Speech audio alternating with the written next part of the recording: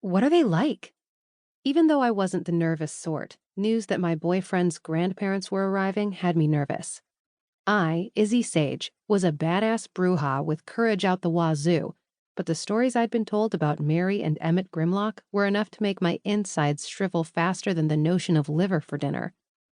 So when my boyfriend, Braden Grimlock, dropped by for lunch, I decided to grill him. Braden appeared to be over the incessant questions I'd peppered him with for the better part of the week.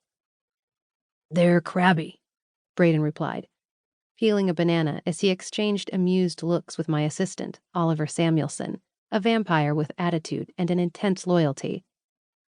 "You know those shows in which old people scream for kids to get off their lawn? Those are my grandparents. They've been that way for as long as I can remember. If you ask my dad, he'll tell you that they were like that when they were toddlers." I was used to the Grimlock tendency to exaggerate. All of them, with the possible exception of middle brother Killian, who was as calm and rational as they came, had no problem concocting stories to suit their purpose. As much as I loved Braden, and I did, I recognized he sometimes couldn't help himself from resorting to tall tales. There were 5 Grimlock siblings, and 4 of them routinely competed with one another to see who could tell the most outrageous story. "They have to be more than crabby," I persisted, my potato chips all but forgotten. I didn't have much of an appetite.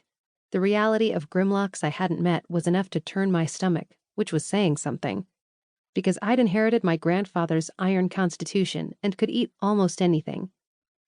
"I mean, they're your grandparents. You must have stories about them." "Oh, I have stories." Braden leaned back in his chair and rested his feet on my desk.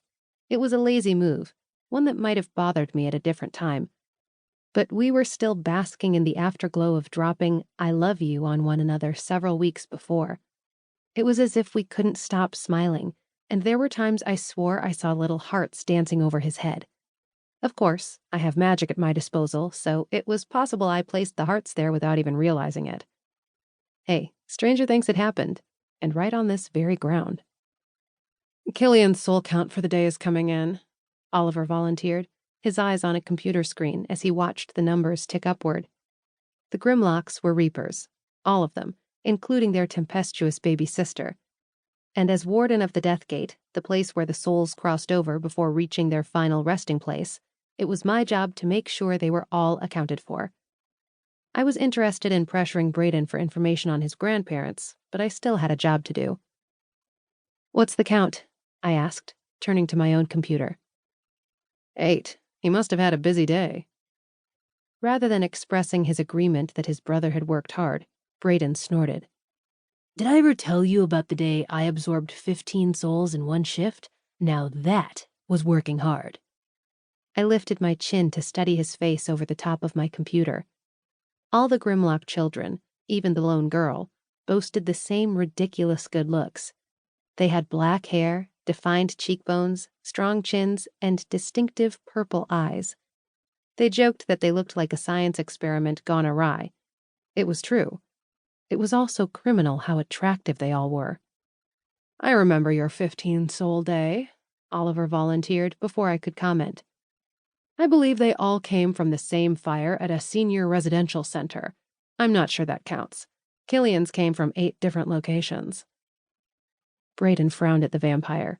They had an easygoing relationship for the most part, though Oliver was somewhat protective of me because he knew me as a child.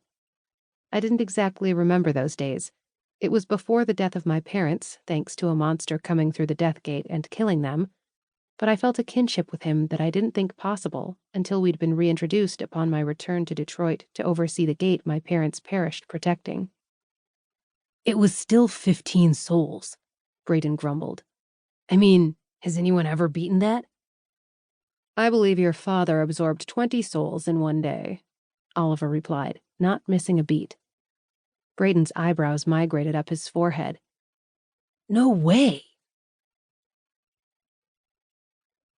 To keep listening to this audiobook, I've left you a link in the description so you can do it, at no cost thanks to Audible's 30-day free trial.